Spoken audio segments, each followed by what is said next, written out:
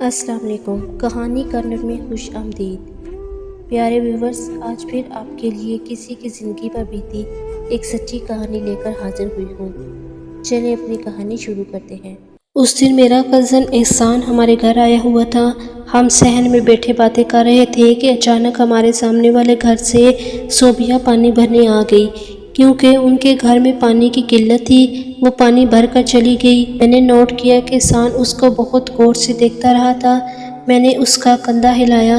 احسان، وہ چلی گئی، آپ کس کو دیکھ رہے ہو؟ تب وہ چونکا۔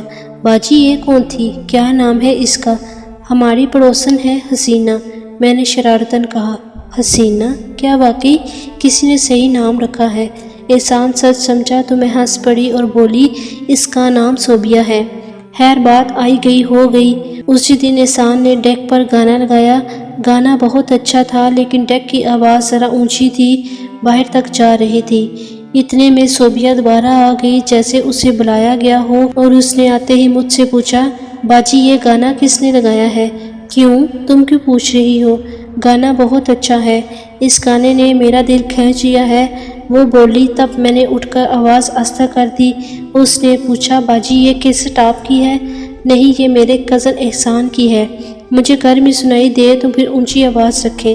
یہ کہہ کر وہ چلی گئی۔ احسان نے ہماری گفتگو سن لی تھی اور مسکرا رہا تھا۔ اس کے والد شام کو اسے لینے آ گئے، لیکن وہ جانے کو تیار نہیں تھا۔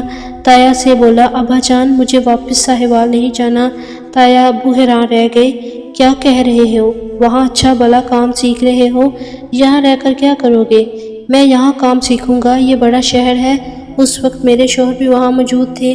کہنے لگے، تایا جی، اگر احسان ساہیوال جانا نہیں چاہتا تو اس کو یہیں رہنے دیں، میں اسے اپنی نگرانی میں کام سیکھنے پر لگا دوں گا۔ بیٹا احمد، یہ وہاں جس شخص سے کام سیکھ رہا ہے وہ بھی بہت اچھا کاریگر ہے، یہ یہاں رہ کر کیا کرے گا؟ تب میں بول پڑی، تایا جی، یہ یہاں بہت خوش ہے، رہنے دیجیے نا۔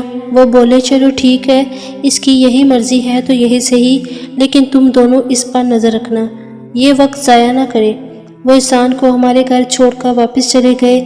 اگلے دن وہ احمد کے ساتھ کام پر جانے لگا۔ وہ بہت دل لگا کر کام سیکھ رہا تھا۔ چند دنوں میں ہی اس کے ہاتھوں میں اتنی صفائی آ گئی کہ ہم سب حیران رہ گئے، گویا اس پر نکمے ہونے کا الزام غلط ثابت ہو گیا تھا۔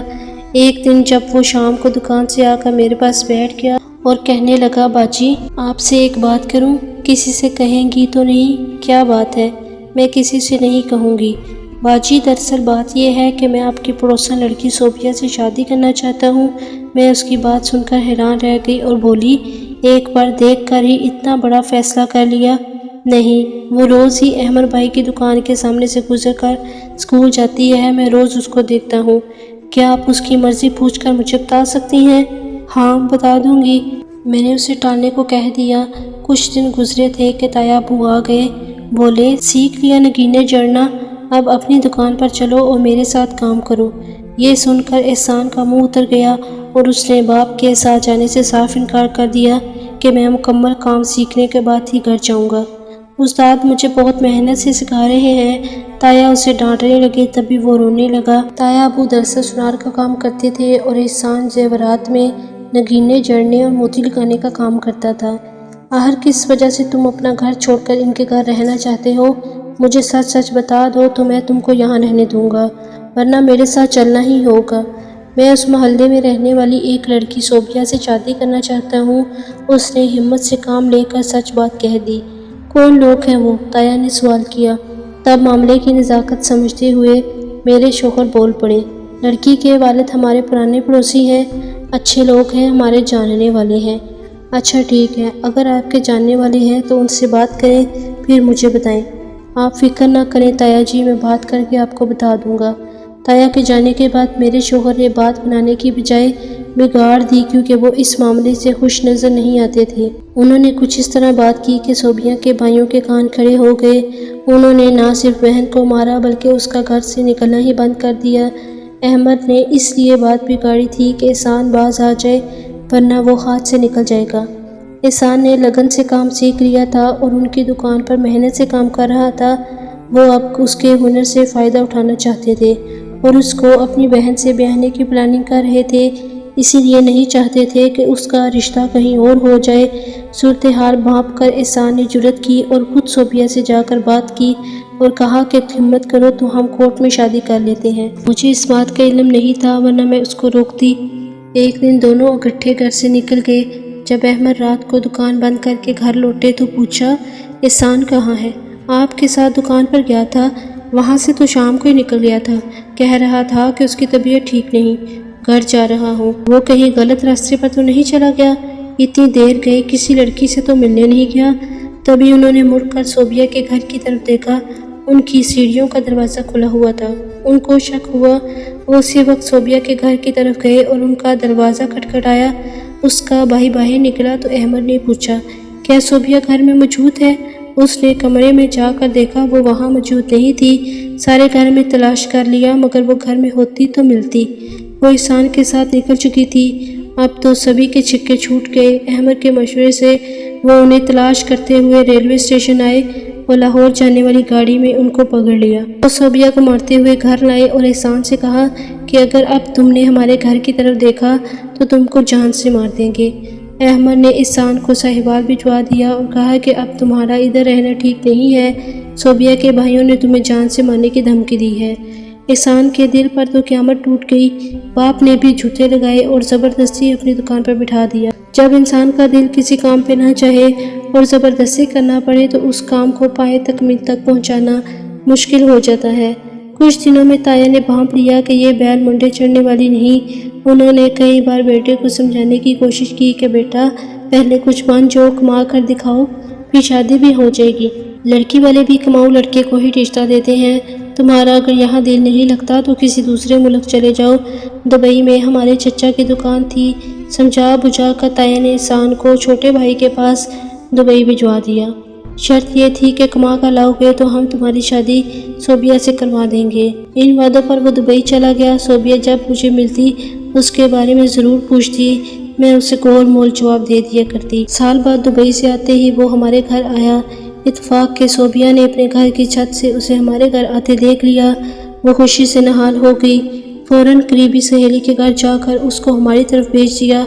یوں اس لڑکی کی بدولت ان کا رابطہ بحال ہو گیا۔ احسان نے اپنے والد کو وعدہ یاد دلایا کہ اب وہ صوبیہ کے والدین سے جا کر رشتے کی بات کریں۔ تایا جی بیٹے کے اصرار پر ہمارے گھر آئے اور ہم رشتہ مانگنے بھی گئے لیکن صوبیہ کے والد اور بھائیوں نے انکار کر دیا۔ یوں ہم واپس آ گئے۔ احسان بھی بہت زیادہ پریشان ہو گیا۔ ہم سب نے اسے سمجھایا کہ اب اسے بھول جاؤ۔ اس نے مجھے کہا، باجی میں اسے نہیں بھول سکتا، یہ میرے بس کی بات نہیں ہے۔ بھولنا تو پڑے گا، میں نے کہا۔ احسان نے دل پر صبر کی سل رکھ لی مگر اس کے بعد وہ غلط راستوں پر چلا گیا۔ ایسے لوگوں کی صحبت اختیار کر لی جنہوں نے اسے شراب نوشی پر لگا دیا۔ ادھر احسان کے والدین نے اس کے زخم کا مرہم تلاش کرنا شروع کر دیا۔ سوچا کہ بیٹے کی شادی کر دیں، بیوی آ جائے گی تو پرانے زخم بھی بھر جائیں گے۔ تایا جی نے احسان کی شادی اپنے ہم زلف کی بیٹی سے طے کر دی۔ اسے جب اس امر کا پتہ چلا تو بہت جزبز ہوا اور جھگڑنے لگا کہ میں ہرگز فاریہ سے شادی نہیں کروں گا۔ کچھ دنوں بعد فاریہ کے والدین شادی کی تاریخ لینے آ گئے۔ اس دن وہ بہت پریشان تھا۔ پریشانی کے عالم میں اس نے شراب پی اور جا کر اپنے کمرے میں لیٹ گیا۔ تایا اس کے پاس گئے اور پیار سے کہا، بیٹا گھر میں مہمان آئے ہیں، تم نے یہ حال بنا رکھا ہے، باہر آؤ اور اپنے خالہ اور خالو سے بات کرو۔ میں کمرے سے باہر نکلوں گا اور نہ ہی میری منگنی اور شادی ہوگی۔ تب تایا غصے میں بولے، اگر تم نے ہمیں شرمندہ کیا تو میں تم کو گھر سے نکال دوں گا۔ یہ بات احسان کے دل پر لگی۔ اس نے اسی وقت کپڑے بیگ میں رکھے اور گھر سے نکل گیا۔ ماں نے جب اسے بیگ لے جاتے دیکھا تو رونے لگی۔ احسان نے ایک ہوٹل میں کمرہ لیا اور وہاں ہی رہنے لگا۔ وہاں اس کی ملاقات اشرف نامی شخص سے ہوئی۔ باتوں باتوں میں اس نے اپنی پریشانی سے اس کو آگاہ کر دیا۔ اشرف نے اس کی طرف دوستی کا ہاتھ بڑھا کر کہا کہ دوستی کی ہے تو نبھا کر بھی دکھاؤں گا۔ پھر بیگ سے پستول نکال کر بولا، اگر سیدھی طرح کام نہ ہو تو زبردستی چھین لیں گے، جو رستے میں آیا اس سے نمٹ لیں گے، تم فکر نہ کرو۔ احسان کو اس کا ایسا سہارا ملا جیسے ڈوبتے کو تینکے کا سہارا مل جاتا ہے۔ ایک دن احسان صوبیہ کی گلی میں اس کی سنگن لینے گیا۔ اشرف ساتھ تھا۔ صوبیہ نے کھڑکی سے اسے دیکھ لیا۔ اس کا دل خوشی سے بے اختیار ہو گیا۔ اس نے جلدی جلدی ایک پرچہ لکھ کر کھڑکی سے باہر گرا دیا۔ لکھا تھا، احسان، اس گلی میں دیکھ کر آیا کرو، کہیں میرے بھائیوں کی نظر تم پر نہ پڑ جائے، وہ تمہارے خون کے پیاسے ہیں، جان سے مار دیں گے۔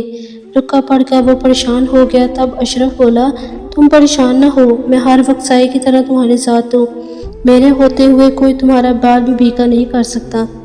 احسان نے کہا، میری باجی کا گھر وہ سامنے ہے، میں ان سے مل کر 2 منٹ میں واپس آتا ہوں، تب تک تم یہی کھڑے رہنا۔ یہ کہہ کر اس نے سڑک پار کی اور ہمارے گھر کی طرف آ گیا۔ اشرف وہاں کھڑا تھا کہ ایک کار نے اسے ٹکر مار دی۔ وہ بال بال بچا اور غصے سے بولا، کیا تم لوگوں کو گاڑی چلانا نہیں آتی؟ اس بات پر کار سے 2 آدمیوں نے اتر کر اس کو مارنا شروع کر دیا، یہاں تک کہ وہ لہو لہان ہو گیا۔ احسان مجھ سے دعا سلام کے بعد باہر نکلا تو دیکھا اشرف زخمی تھا اور لوگ اس کے گرد جمع تھے۔ اسے فوراً اسپتال لے گیا۔ ڈاکٹر نے کہا کہ اس کا خون بہت بہہ گیا ہے، یہ پولیس کیس ہے۔ احسان نے فوراً جا کر تھانے میں رپورٹ درج کروائی اور اشرف کو ایمرجنسی وارڈ میں داخل کروا دیا۔ وہ 3 دن تک اسپتال میں رہنے کے بعد دم توڑ گیا۔ ادھر پولیس کار والوں کو ڈھونڈتی رہ گئی۔ اشرف کے مرنے کا میرے کزن کو بہت صدمہ تھا، وہ ہمہ وقت اس کے غم میں ڈوبا رہنے لگا۔ ادھر پولیس نے مجرموں کو پکڑ کر جیل بھیج دیا۔ 3 ماہ کیس چلا، ان کی ضمانت ہو گئی تو احسان نے سوچا کہ جب یہ جیل سے باہر آئیں گے تو میں خود اپنے دوست کا بدلہ لوں گا۔ وہ جیل سے باہر موٹر سائیکل پر بیٹھا ان کے نکلنے کا انتظار کرنے لگا۔ جب وہ باہر آئے، احسان کی آنکھوں میں خون اتر آیا اور اس نے ان پر فائرنگ شروع کر دی۔ وہ بھاگنے لگے لیکن وہ 2 زخمی ہو گئے۔ اتنے میں پولیس پہنچ گئی اور احسان کو پکڑ لیا، اسے جیل ہو گئی۔ زخمی گنڈے بچ گئے۔ اس کے والدین کو علم ہو چکا تھا کہ وہ جیل میں ہے۔ اولاد کی محبت سے مجبور ہو کر تایا اسے ملنے گئے، اسے تسلی دی کہ گھبراؤ مت، ہم تمہاری ضمانت کروا لیں گے، لیکن تم کو بھی ہماری عزت رکھنی ہوگی، تمہیں فاریہ سے شادی کرنا ہوگی۔ اس پر احسان نے کہا، آپ لوگ چلے جائیے، مجھے زمانے کی ضرورت نہیں ہے، جب اللہ نے چاہا جیل سے باہر آ جاؤں گا۔ تایا جی اس کے تیور دیکھ کر مایوس لوٹ گئے۔ احسان کو 3 برس کی قید ہو گئی۔ یہ خبر اخبار میں چھپی تو صوبیہ نے بھی پڑھی تو رو دی اور شدت سے اس کا انتظار کرنے لگی۔ احسان اچھا اور دل لگا کر کام کرنے والا لڑکا تھا جو احمد کی ذرا سی بھول سے کتنا بھٹک گیا۔ ایک اچھا سنار دل کے ہاتھوں تھک ہار کر جیل کے جبڑوں میں تھا۔ عشق نے اسے کہیں کا نہ رکھا تھا۔ ایک سیدھی سادی بات کو زمانے نے کتنا ٹیڑھا میڑھا بنا دیا تھا، جبکہ ہماری ذرا سی کوشش سے صوبیہ کے ساتھ احسان کی شادی ہو سکتی تھی۔ اس کے والدین کو منا لینا ہمارے لیے کچھ مشکل نہیں تھا۔ میں اور احمد اس سے ملنے جیل گئے۔ اس نے مجھ سے صوبیہ کے بارے میں پوچھا، میں نے بتایا کہ وہ خیریت سے ہیں، والدین اس کا رشتہ طے کر رہے ہیں۔ یہ سن کر وہ فکر میں ڈوب گیا۔ اس کا چہرہ متغیر ہو گیا، وہ سخت پریشان نظر آ رہا تھا۔ ایک دن کسی نے بتایا کہ وہ جیل سے فرار ہو گیا ہے۔ اسی رات وہ موٹر بائیک پر ہمارے گھر آیا، اس کے ساتھ ایک لڑکا بھی تھا۔ احسان نے اسے دوسرے کمرے میں بٹھا دیا۔ میں نے پوچھا، احسان تم یہاں کہاں؟ تم تو جیل میں تھے۔ وہ بولا، کھانا لاؤ باجی، کھانا کھا لو پھر بتاؤں گا۔ اس کے پاس ایک شاپنگ بیگ تھا، کہنے لگا، یہ بیگ رکھ لو، میں بعد میں لے جاؤں گا۔ وہ نہانے چلا گیا۔ مجھے بیگ بھاری لگا، میں نے اسے کھول کر دیکھا تو اس میں پستول اور گولیاں تھیں۔ میں پریشان ہو گئی، پھر اس کے قدموں کی آہٹ پر بیگ بند کر کے الماری میں رکھ دیا۔ اس نے کہا، میرے ساتھ ایک مہمان بھی ہے جس کی بائک پر آیا ہوں۔ اسی وقت احمد آ گئے۔ وہ احسان سے ملے اور کہا، تمہارے آنے کا یہاں کسی کو علم نہ ہونے پائے۔ کھانے کے بعد احمد باہر چلے گئے۔ تب میں نے اس سے پوچھا، تم جیل میں تھے، کیسے اتنی جلدی باہر آ گئے؟ بس بھاگنے کا موقع مل گیا، وہ مجھے اسپتال لے جا رہے تھے تو میں بھاگ نکلا۔ اس نے بیگ مانگا جو میں نے دے دیا۔ اتنے میں احمد واپس آ کر احسان سے کہنے لگے، تمہاری سزا تو باقی تھی، بھی کیسے آ گئے ہو؟ جب سنا کہ صوبیہ کی شادی کسی اور سے طے کی جا رہی ہے تو میں نکل آیا۔ میں نے یہ سب کچھ اس کے لیے کیا ہے، چاہے مجھے جان دینی پڑے یا لینی پڑے، میں اسے حاصل کر کے رہوں گا۔ اس کی باتیں سن کر میں سہم گئی۔ میرے شوہر نے اسے سمجھایا، دیکھو احسان، ایسا کوئی قدم نہ اٹھانا جس سے تم کو مزید نقصان ہو، پہلے ہی کافی نقصان ہو چکا ہے۔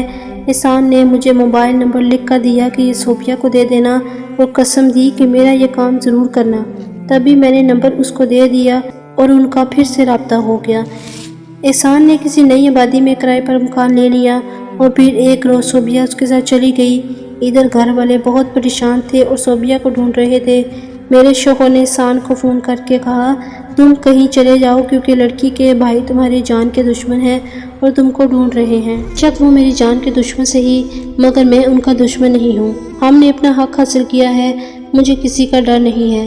اگر ڈر ہے تو پولیس کا کہ وہ میرے پیچھے لگی ہوئی ہے۔ پولیس نے تمہیں پکڑ لیا تو صوبیہ کا کیا ہوگا؟ احسان نے کہا۔ میں نے اسے فون پر صلاح دی کہ تم ماموں کے پاس چلے جاؤ، پھر ان کے توسط سے لڑکی کے گھر والوں سے صلح کی کوشش کرو، اسے والدین کے پاس چھوڑ کر خود تھانے پیش ہو جاؤ، باقی جتنی سزا ہے کاٹ لو، پھر باقی زندگی آزادی اور بے خوفی سے بسر کرو۔ میں ماموں کے پاس نہیں جا سکتا، البتہ خالہ کے پاس لاہور چلا جاتا ہوں۔ یوں صوبیہ کو لے کر وہ خالہ کے گھر چلا گیا اور ان کو حالات بتا کر کچھ رقم مانگی۔ وہ پریشان ہو گئی، تاہم کچھ رقم کا انہوں نے بندوبست کر دیا۔ خالہ یہ روپے کم ہیں، احسان نے کہا، بعد میں کہیں سے کر دوں گی، فی الحال اتنے ہی ہیں۔ اچھا خالہ تم یہ رقم کل تک اپنے پاس رکھو، صوبیہ کو بھی میں صبح آ کر لے جاؤں گا۔ وہ سیدھا جوئے کے اڈے پر گیا جہاں اس کے دوست اور کچھ دوسرے لوگ جوا کھیل رہے تھے۔ احسان نے ان پر پستول تان لیا اور کہا، مجھے رقم کی اشد ضرورت ہے، تم لوگ یہ سارے پیسے مجھے دے دو ورنہ تم سب کو گولیاں مار دوں گا۔ لوگوں نے خوف زدہ ہو کر ساری رقم اس کے بیگ میں ڈال دی۔ اتنے میں ایک آدمی آیا اور اس نے شور مچانا شروع کر دیا۔ تب احسان نے اس پر فائرنگ شروع کر دی۔ وہ شدید زخمی ہو کر زمین پر گر گیا۔ یوں احسان وہاں سے بھاگنے میں کامیاب ہو گیا اور سیدھا خالہ کے گھر گیا۔ خالہ نے سوال کیا، اتنی رات گئے آئے ہو، کہاں چلے گئے تھے؟ ایک دوست کے پاس چلا گیا تھا، رقم لینی تھی، صبح ہم ماموں کے پاس اسلام آباد چلے جائیں گے، احسان نے جواب دیا۔ صبح ہوئی، وہ صوبیہ کو لے کر ماموں کے گھر جانے کی بجائے ایک دوست کے گھر پہنچا اور اسے تمام حالات بتائے۔ دوست نے تسلی دی کہ گھبراؤ نہیں، بے شک آج رات میرے پاس رکو، کل میں بھی تمہارے ساتھ اسلام آباد چلوں گا، تمہارا اکیلے جانا درست نہیں ہوگا، جبکہ تمہاری منکوحہ ساتھ ہے اور تمہارے پاس رقم بھی ہے، ٹھیک ہے؟ احسان نے سوچا کہ رات کو سفر کرنا دشوار ہوگا، کہ موسم خراب ہے، لہٰذا دوست پر بھروسہ کر کے وہ صوبیہ کے ساتھ اس کے گھر رہ گیا۔ رات کو جب دونوں سو رہے تھے تو اس کے دوست نے تھانے فون کر کے مخبری کر دی کہ مجرم میرے گھر پناہ لینے آیا ہے، آ کر گرفتار کر لیں۔ پولیس پہنچ گئی اور احسان کو گرفتار کر لیا۔ تمہارے ساتھ یہ لڑکی کون ہے؟ تھانے دار نے پوچھا۔ یہ میری بیوی ہے تھانے دار صاحب، برائے مہربانی میرے والد کو فون کر کے یہاں بلوا لیں تاکہ وہ اپنی بہو کو گھر لے جائیں۔ تھانے دار نے نمبر ملا دیا۔ احسان نے اپنے باپ سے بات کی، بتایا کہ میں نے شادی کر لی ہے، آ کر بہو کو گھر لے جائیں۔ یہ سن کر تایا جی نے فون بند کر دیا اور تھانے نہ گئے۔ تب احسان نے صوبیہ کے بھائیوں کو فون کیا کہ آ کر بہن کو لے جاؤ کیونکہ مجھے تو جیل جانا ہے۔ فون سن کر وہ آئے اور اپنی بہن کو لے گئے۔ پولیس نے احسان کا چالان کر کے جیل بھیج دیا۔ 1 سال وہ جیل میں رہا جہاں اسے بیماری نے جکڑ لیا، اس کا جگر خراب ہو گیا تھا۔ پھر ایک دن وہ اپنے حلقے کی کسی جا ملا۔ یہ عشق کی دردناک کہانی ہے، نہ جانے یہ عشق کتنے عاشقوں کو لے ڈوبا۔ شاید رہتی دنیا تک عشق دلوں کا شکار کرتا رہے گا اور یہ کہانیاں جنم لیتی رہیں گی۔